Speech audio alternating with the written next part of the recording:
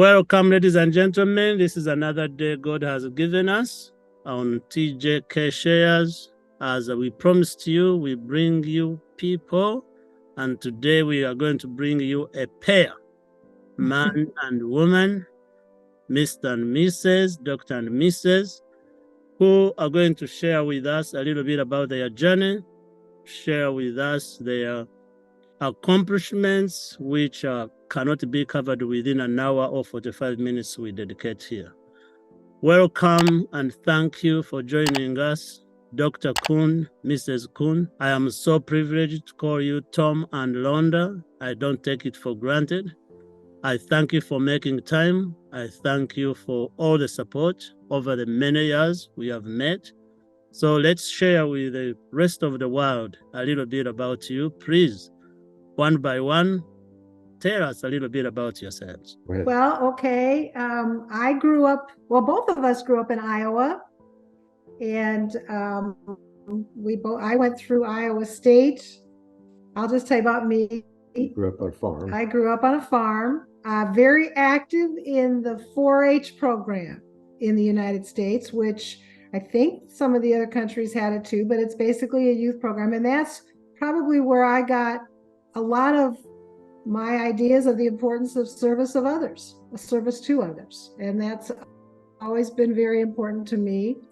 I met Tom after I was 10 years out of college, and met him when he was teaching at Missouri. Okay. And we met each other and got married. And what I say is that we've kind of done the land grant institution tour. All right. I started at Iowa State, he was at Missouri, and then we moved to Michigan State. We were there for 25 years. Tom will tell you about his background at Michigan State. I worked mostly in fundraising, most of my career, either fundraising or alumni event planning, that sort of thing. But we lived in Michigan State for 25 years, and then we moved to Oklahoma State when he became the Dean of Agriculture at Oklahoma State University. So I'll turn it over to him.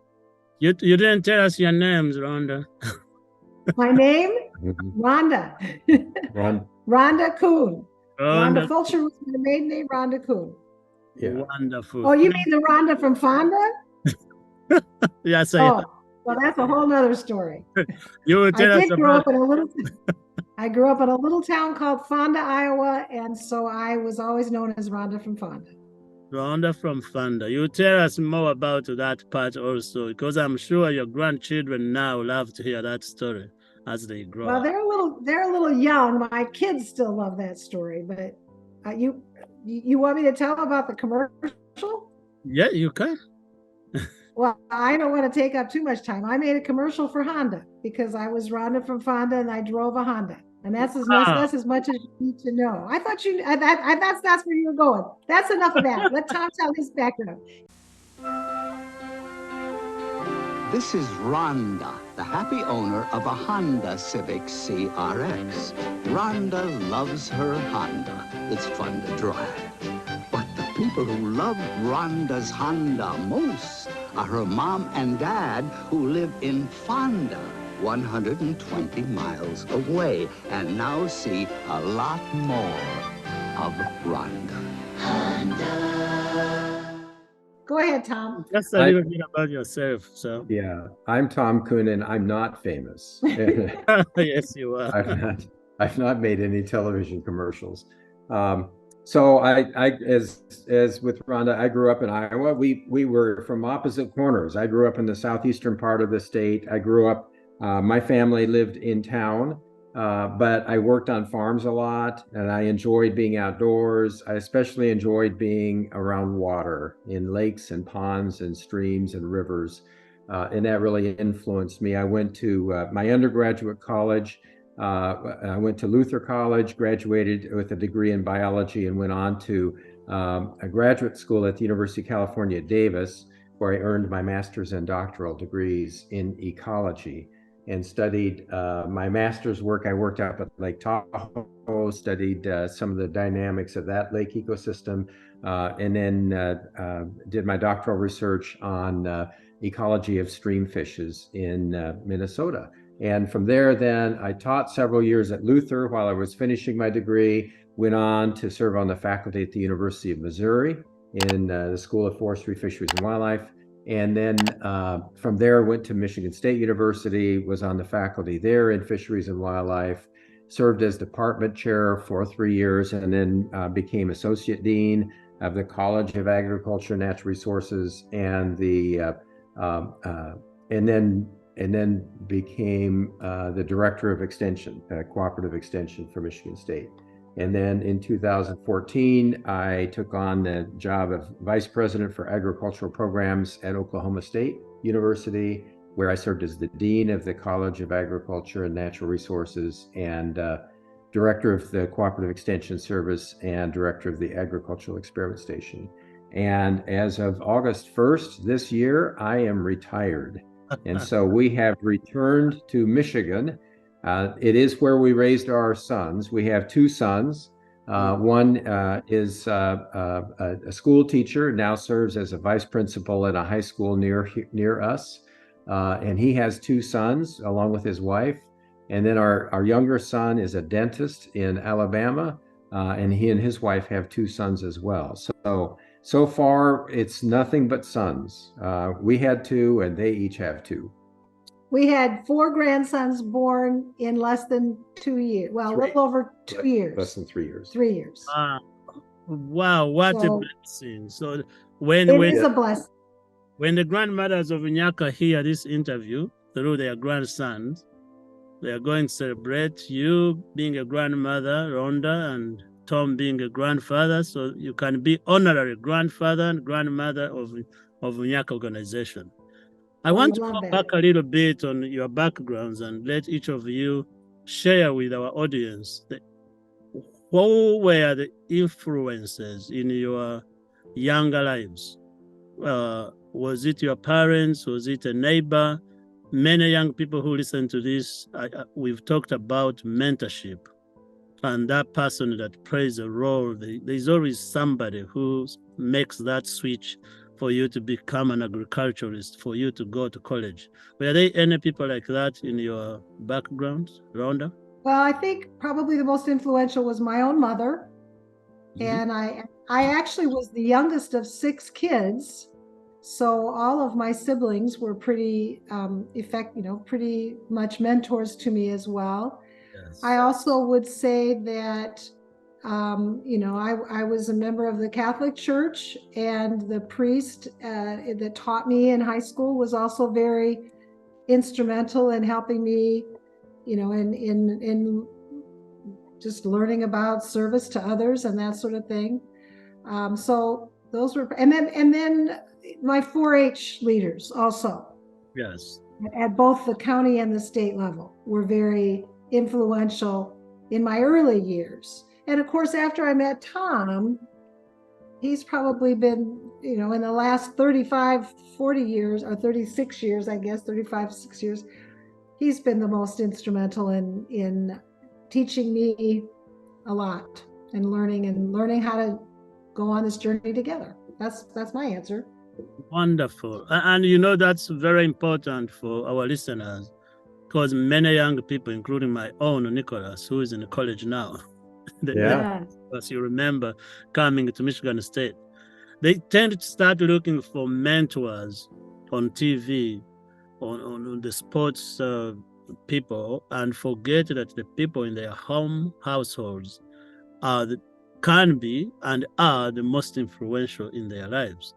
Tom, what was it like for you growing up? Well, it was very similar to Rhonda's situation. I'm also from a family of 6 children, and I was number 5, so I wasn't the youngest. But so my parents were very influential, very inspirational for me, taught me well, and I learned to work. I learned the value of diligence and timeliness and so on. But they also gave me time and room to explore and pursue my dreams. So I really appreciate that. A lot of teachers that I had in high school were influential. My siblings have been especially influential, perhaps after I left home to go to college. My oldest brother is still probably one of my all-time top mentors. So I've always resonated with all of my siblings in that way, and I'm blessed that they're all still living and I can still call upon them. I had professors in college who were influential, and as I've gone through my career, I've certainly had colleagues and supervisors who were very influential and mentored me. Perhaps among those, a fellow named William Taylor was the closest mentor that I had in my career. He was my department chair when I was at Michigan State. He remains a close friend and someone that I can always call upon. I've had a number of people like Bill who have had different influences on me. Peter McPherson is another one who served as president at Michigan State University and then was president of the Association of Public and Land-Grant Universities. And over the last 8-9 years, he's been an important mentor for me as well. So in my career, a lot of those, of course, in my family life, Rhonda is extremely important and cherished. Wonderful. And it's interesting. Yeah, go ahead. It's interesting now. I feel like I'm learning from my sons also. Yeah. I learn and their wives. And of course that's it's a whole nother kind of learning as a grandmother. That is it's learning different kinds of relationships with daughters-in-law and with our grandkids are still pretty young. The oldest is not quite 4. So, but that's a whole, you continue to learn from the people around you, the people that you love throughout your whole life. It never stops, thankfully. very good. So I got to meet both of you when I was hired to work in the fundraising office at Michigan State University College of Agriculture and Natural Resources. Handful to say, mouthful, CANR. And I can vividly remember working in my final interview with Tom and Jeff Armstrong. And by the way, I have an interview coming up with Jeff and Sharon. Schedule has Good. been. We want to have this conversation also. And openly telling both of you that, yes, I'm available to take this job, but I'm also running a small organization in Uganda to help children and grandmothers. And Jeff said, okay, as long as it doesn't interfere with your job, we don't have a problem. But Tom, through your extension work, I took the concept of every county having an extension. And when we created grandmothers, people in Uganda who didn't know this, I kind of modeled the same concept of having small extension offices in different villages to create these groups. Mm-hmm. So if I've never told you this, now you know. But that learning, you both became influential in decision making, in learning how to manage, and part of my management still today, running this organization, comes from that. And then there walks Rhonda one time, and Catherine Reed said, meet Tom's wife, Rhonda Coon. You came in, you talked about your sons, and right there, the value of family also became so clear. And at that time, I didn't know you were both Catholics. But then, Rhonda, you went on to introduce Nyaka to Williamston schools, and when the book got out, you spread the word. Talk a little bit about service. I know as people who were raised in a Catholic church, service is taught, but you've done service all over the place. In the community, you've served on school boards, Rhonda, while you were staying home to raise boys, but also getting in the community, reading groups. I would like you to share a little bit about service, and then we will go to going from Michigan State to Oklahoma. Well, I want to start that with you and what I learned from you. And one of the reasons why meeting you, learning about you starting this school, reading your book, the Price of Stones was the first name, but it ended up being a school for my village. Reading that book, but then when you came and spoke to the students at Williamston, and the whole theme was the idea of one voice, one person makes a difference. And I think that to me is so important in any kind of person who has a service attitude or a call to service, in knowing that one person can make a big difference. Sometimes I think the world is overwhelming, and we think about it. And you taught me that your school was an idea that came from one person, and you just dug in and did it. And that was so impressive to me and so important. And I think that's the message that we need to keep saying over and over again, the importance of, I'm another person who believes very strongly I think about the time that you came and spoke to Williamston. My sister had just been killed in a car accident. That's right. And the love that I had for her, it was the whole idea that we are motivated by love. Faith, hope, and love. And the greatest of these is love. It's been the mantra of my whole life. And we are called to do that. And that's not just the Catholic faith. That's not just the Christian faith. That's a lot of the faiths in this world. That's what we are called to do, is to make this planet a better planet for the people around us or the people throughout the planet. And that it's just what we're called to do, because we've been given this life. Thank you. Thank you for sharing. As busy as you've been, Tom, Dr. Coon, teaching, researching, traveling, I also know every time we took a trip anywhere, you wake up early in the morning and run. Mm-hmm.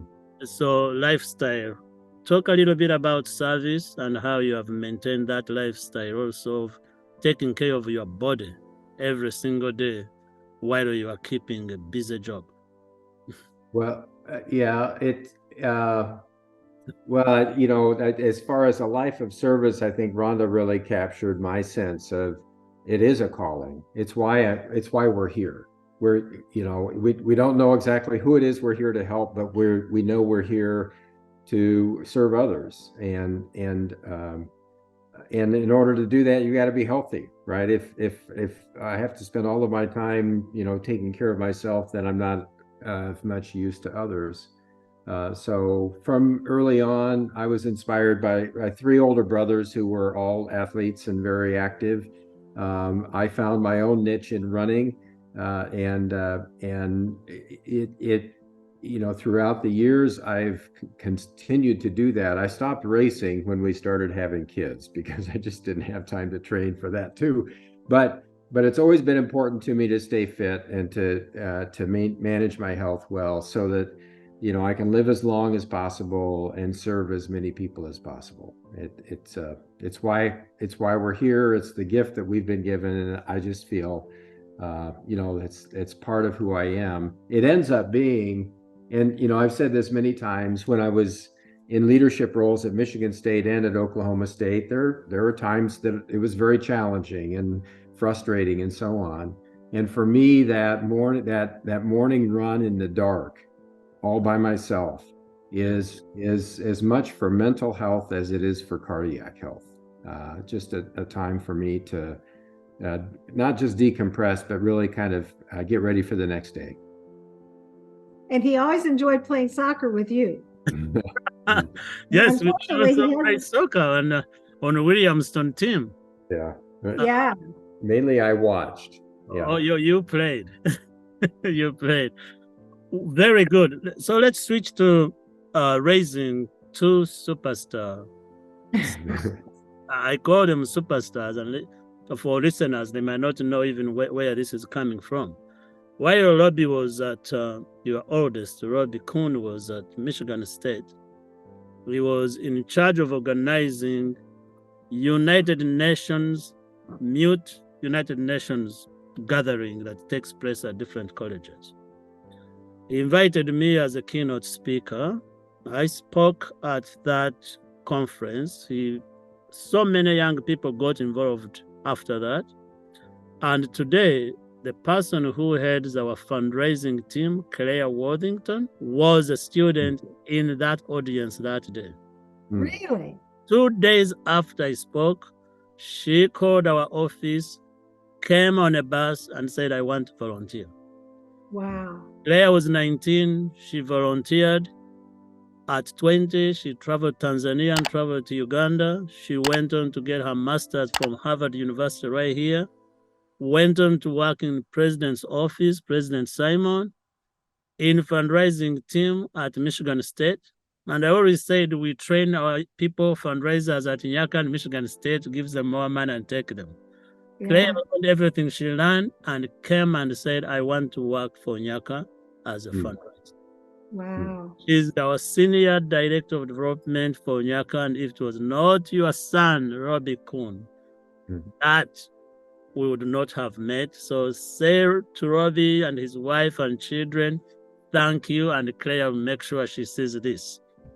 How did you do it in this country where there's so many distractions, where there's so many things going on and children distract and don't go to school?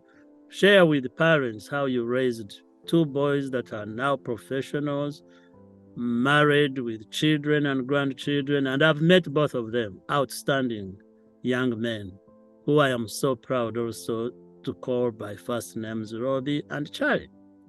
How did you do it, Rhonda? You did a lot of lifting.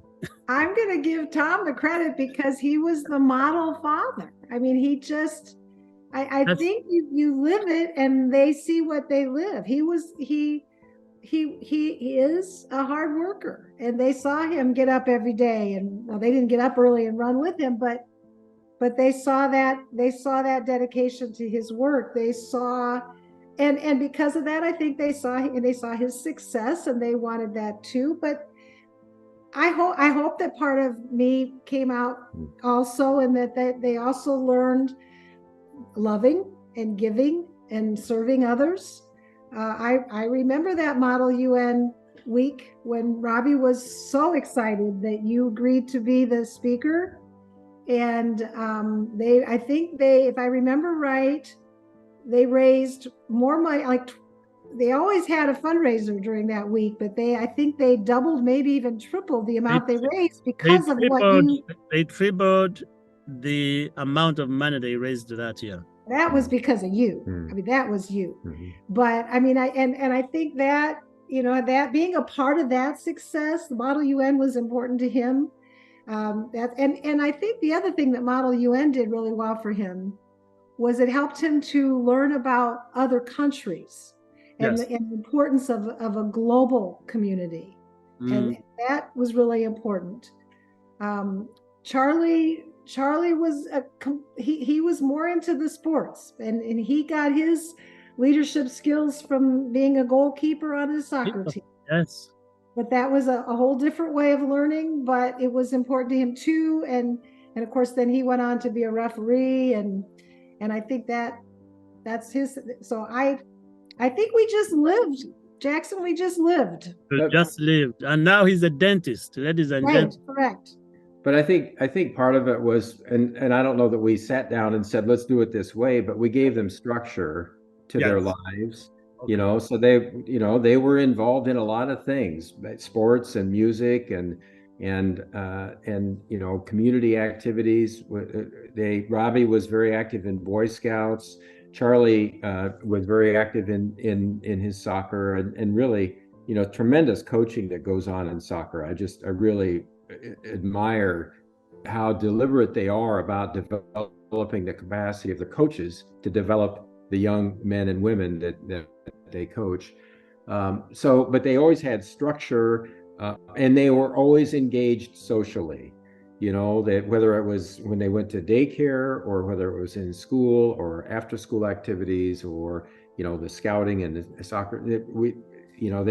They didn't sit alone in front of a screen very much of the time. They were always connected with other people and in a structured environment, and God took care of the rest. Well, and I also feel that Williamston schools were a wonderful place for them too. So I think that whole "it takes a village" is important. It's important that they not only see that in their own home, but they see that care and support throughout their life. And I think we were lucky. We were very fortunate that we had a wonderful community also. But you also worked so hard. Rhonda, I know you turned it around, Tom demonstrating it at home. All that driving, dropping Charlie at the soccer games and go pick up. Rhonda, But who are listening to know that we give recognition and thank them for all the meals made, all the kids vomiting in a car and cleaning, and all the running around. Thank you. You did it with the support of Tom, definitely demonstrating how it is done and the leadership, not only at work, but also in your homes. Talk a little bit about your transition from Michigan, a home. You grew up in Iowa. You said land grant, and I want the world to understand what land grant means. We are talking about Midwest United States. Iowa, many people know it because voting happens there first, the ones around the world. Lots of corn growing, lots of soybean. Land grant universities are those agricultural universities here in the United States. And both of you loving agriculture and growing up at farms. So you transitioned from Michigan, where you had raised children, had a home for many, many years, to Oklahoma. Talk about that moving, any struggles, any missing your community in Michigan. How was the transition to move? I'd had tremendous opportunities to lead in different ways at Michigan State, and really had a tremendous career there. I would get inquiries every now and then of other universities asking me to consider coming and working there, and I always turned them down. And my answer was, look, my kids are in school, and so Charlie graduated in 2013 from high school and started college that fall. And that fall, Oklahoma State, they had come to me 2 years before, said, we'd like you to come and interview for this job. And I said, well, my son's in high school. They came back 2 years later and said, it's still open. And so I said, well, I'll go to check it out. But I felt ready. I felt like I had done all I could do at Oklahoma or at Michigan State. In the role that I was in. And actually my mentor, Bill Taylor, had challenged me earlier that year and asked me what's next. And I said, well, there are some other adjustments I want to make in extension. And he said, well, so, is that like 20% of what you've done or 80%? I said, no, maybe 5 or 10%. He said, so are you going to be satisfied with that? And it was like, well, it was kind of a challenge, but it was a good challenge, and it made me think. And so really when the Oklahoma State opportunity came along, I thought, well, I'll look at it. And I went and visited, met the president, was really impressed, and excited about the possibility to work with him. His name is Burns Hargis. And I could tell there was something, there was just a lot of goodwill and support for the agriculture programs at Oklahoma State University. And so I thought, this is a great opportunity to test my leadership and see, can I do something else? Is there something, beyond the 5% that I was telling Bill Taylor about? And Rhonda was extremely gracious and said, let's give it a try. So we ventured out, but I still feel guilty and in confessions tell the priest, I feel terrible that I pulled my wife away from our sons. We moved away from our sons, but it was a great opportunity, and we met wonderful people, had a great experience there, trying to advance the work that was going on there. Some faculty who are extremely dedicated to the students, faculty who are doing some outstanding research that's really aimed at helping to change the world. We were extremely fortunate to have an alumnus who was very successful in his career and wanted part of his legacy to be supporting our College of Agriculture. And so with his family foundation's gift, we changed the name of the college. It's now the Ferguson College of Agriculture. And he said what really motivated us about that gift was, he said, our family, we feel called to feed the world. Wow. And the way we feel we can most accomplish that is by investing in this college, the faculty and the students in this college.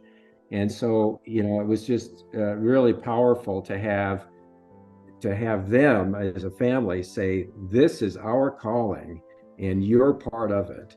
And so why name the college? His answer to that was, because I want my grandchildren and their children, when they see their name on this college, to be reminded why they're here. Wow. This happened while you were there, from Yes. College of Agriculture at Ferguson. Yes. So in addition to all the academic work you've done, you're also an amazing fundraiser. Well, I work with really good fundraisers. Oh, no, it takes a leader like you to close a gift like that. And for They the are. person family, really, that is an outstanding legacy. We want to feed the world. They are building a new building. Wow. Yeah, have we lost you?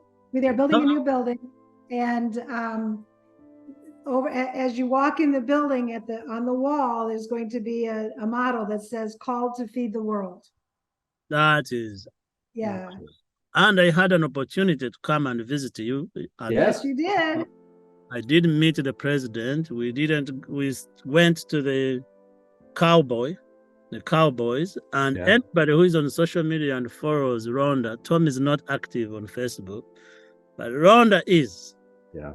The times when Michigan State is playing, whether it is football, basketball, and Oklahoma State was playing, we got play-by-play.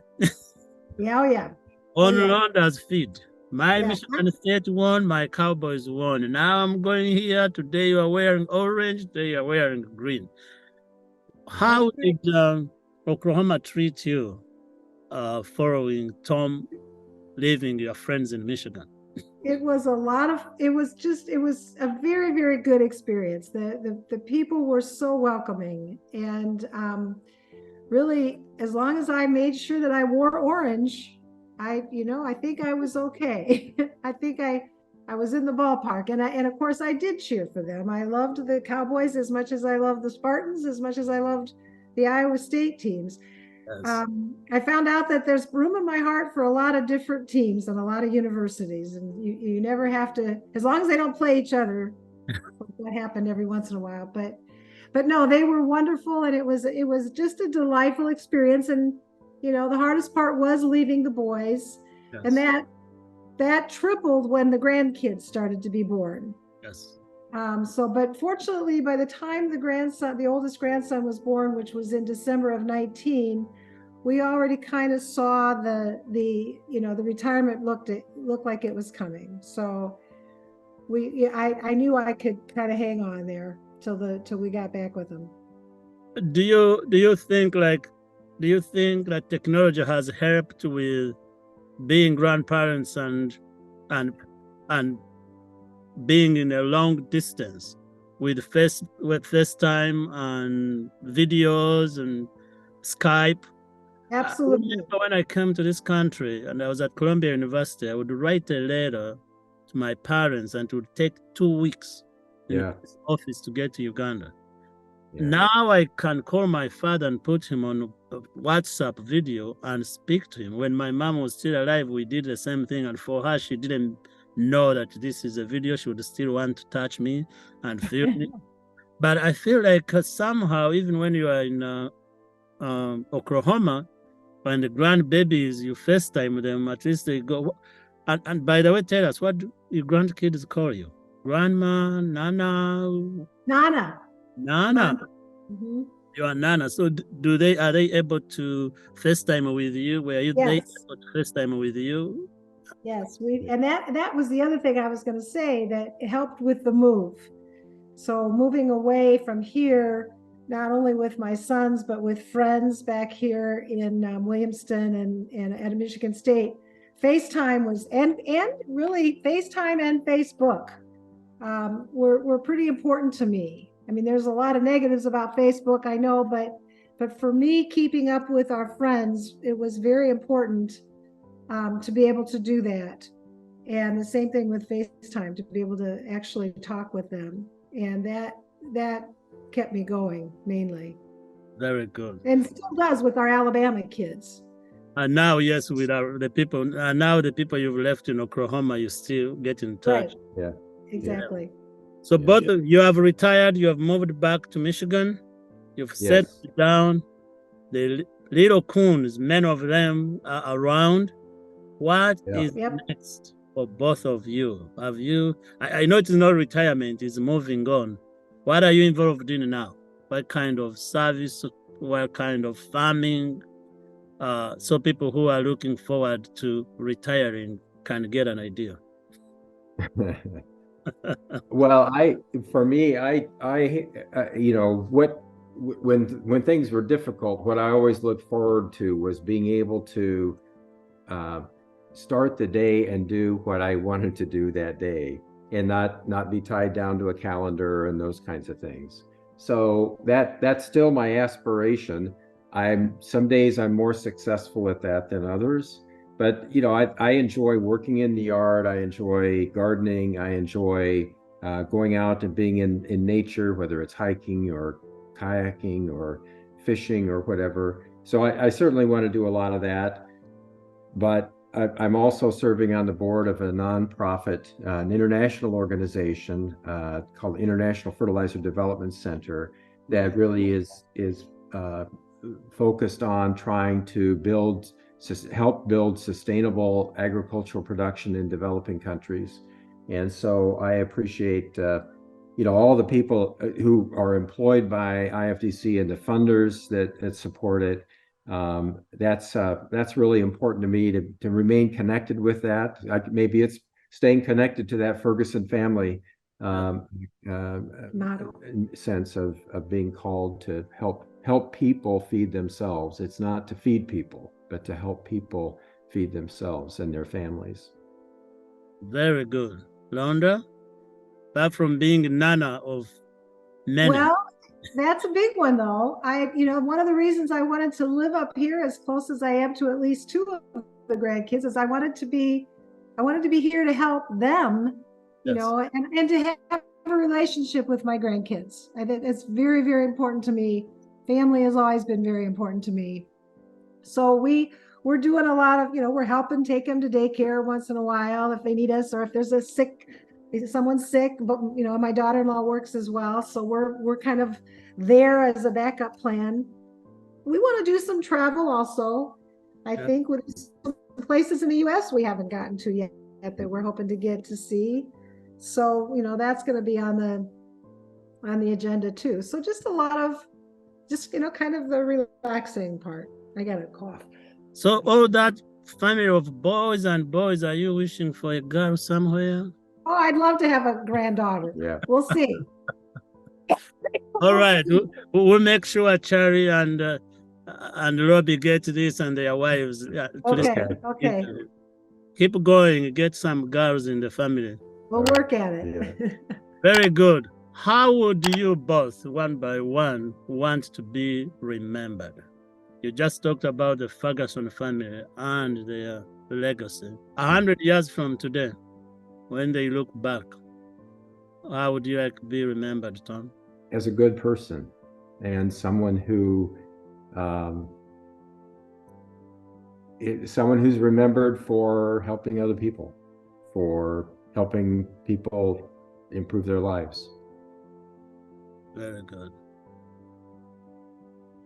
I think I want to be remembered as someone who who value the importance of love and who value the importance of supporting and helping others. And that I want to be remembered as the person who felt that was the most important thing in her life.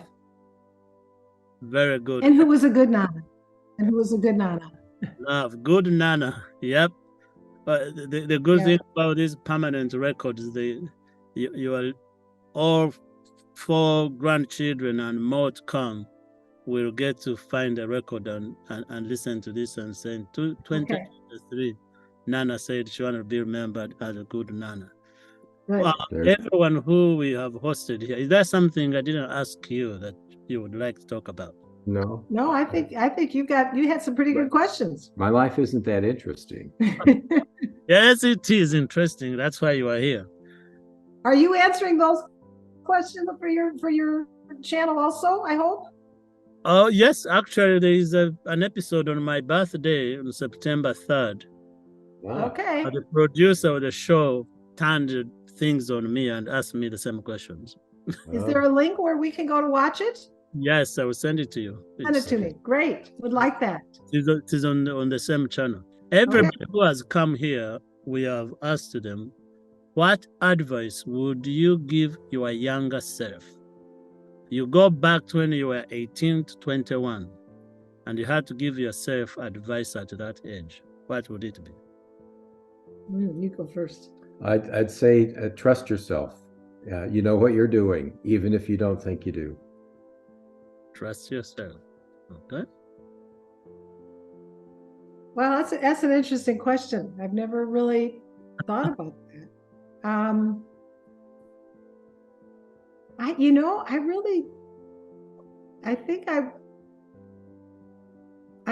just think I would just say, live the life and I guess same kind of thing, trust yourself, but I just, be adaptable. Be adaptable. We don't always get the direction that we aimed for, but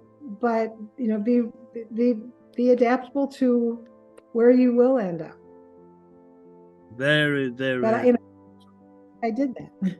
Yeah, I will end by telling you just something coincidental.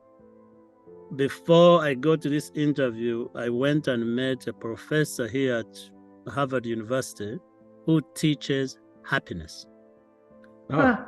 Catholic, raised Catholic. That's why I'm bringing it up here. And he has written many books on how to be happy. The latest book, he co-authored it with Oprah Winfrey. And they were here, and I went and he signed my book.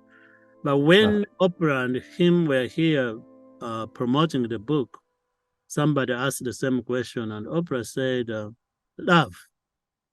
Over this interview, Rhonda, you've talked about love, love, love, love, love. And somebody else had also said that if we had love and empathy, the world would be a better place.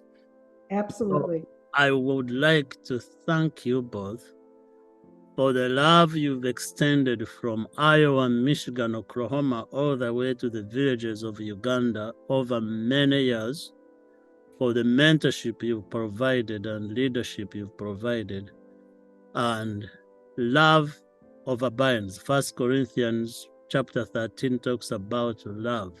We can jump, we can hit the bells, but none of that matters unless we have love for each other. Yep. Thank you. First. Yes. Thank you for sparing time to come here. Thank you for sharing with the people who will watch. And may your grandchildren grow to be like Grandpa and Nana. And may your sons continue to be outstanding like their father and their mother. You've modeled it. They will for sure do it. Thank you for coming today. We will make sure this is shared. People will subscribe. We come here to learn, unlearn, and relearn. And today, ladies and gentlemen, we were blessed by Tom and Rhonda. We thank you for the love you've spread in this world. Thank you, Jackson. Thank you for what you do. Absolutely.